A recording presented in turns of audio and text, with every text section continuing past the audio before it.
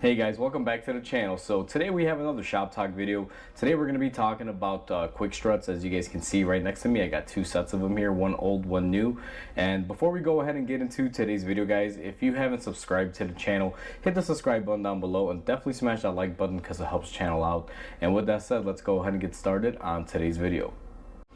So quick struts, what are they and what are they good for? So to give you guys an idea, the way that you would conventionally change a strut at least a few years back, you would have to open up your strut assembly, remove your spring, replace the strut itself, and then go ahead and reassemble them. But since a few years back, they started making quick struts widely available for a lot of vehicles. It's been a number of years now, I want to say at least 10 years plus or so. And what you get is something like this. And there's a lot of benefits to getting the complete housing versus buying them separately.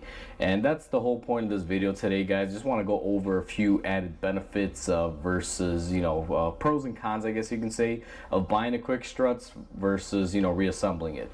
Now, here's the thing. Some vehicles, they do not make complete struts for, so you will have no choice but to break down the old strut, reuse the spring or whatever it is that you're planning on reusing. But in those scenarios, if parts are available, what I typically will do is get the strut body, a new spring, and all the hardware and end caps and top caps and everything that you need to be able to build a brand new strut. I'm not a big fan of taking a spring from this old one, putting it on a new strut, and then using that for another 100,000 miles, because a lot of people have this conception that these springs will never wear out, but over time these springs do weaken and eventually give you a little bit of I guess you can say either better ride feeling or more horrible feeling, depending on what the car is supposed to be doing. Best example, if you drive a sports car, you don't want a really soft spring. You probably want a nice sturdy spring to keep the car where it should be, versus if you're cruising, you want something that's a little bit softer so you don't feel all the potholes or bumps wherever you're going to be driving or hitting on the road.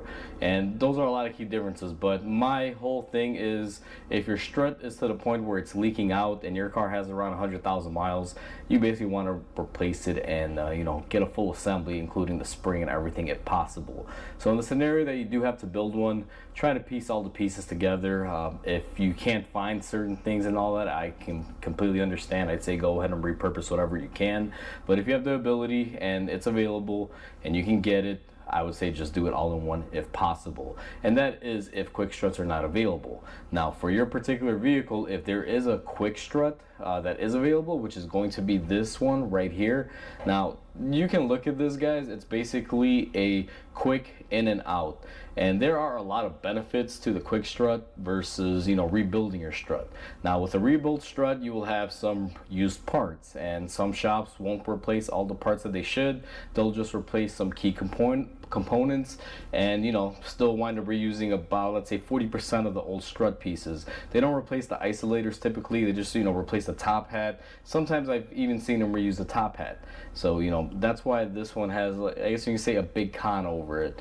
Now, the pro on the quick strut, you're actually going to be getting quite a bit. So for the money that you would spend typically on one strut body, depending on your application, for a few bucks more, you can get it complete. Now, to give you guys a breakdown, if I were to rebuild this strut and replace it and reuse the spring and get all of the supporting hardware that I need with it, I'd be paying around $200 to $300 to have a used spring with a new strut and hardware setup on this particular strut if I were to do that, versus this quick strut has a new spring, all new bushings, everything that you would want. It's completely brand new, one full assembly, and it literally would cost me half of what it would cost me to build this. So you right then and there, you're saving a good chunk of money.